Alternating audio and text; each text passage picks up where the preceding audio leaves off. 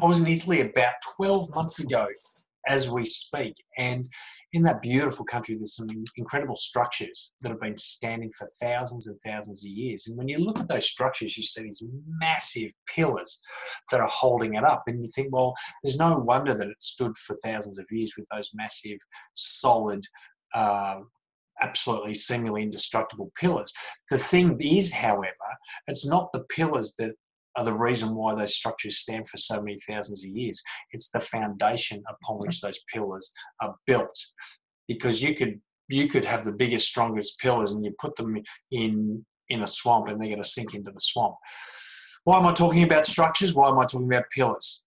Because the mistake many people make as they build their successful life, and the pillars that hold that life to them, and what's most important to them, pillars like family, pillars like career, pillars like social life or hobby or spiritual life, the pillars that we choose to prioritize time into or not. The biggest mistake most people make is they put their health and their well-being up as a pillar.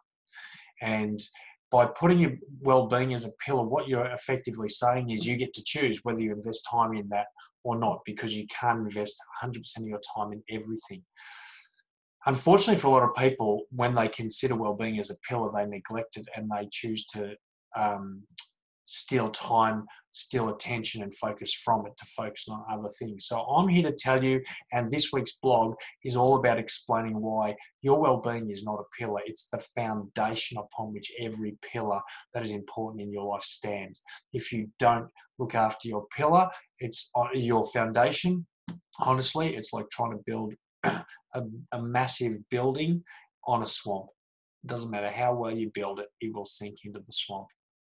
This week's blog will go into more detail, but I just want to encourage you this week, go to andrewjobling.com.au and find out why your well-being is a foundation, not a pillar. Have a good week.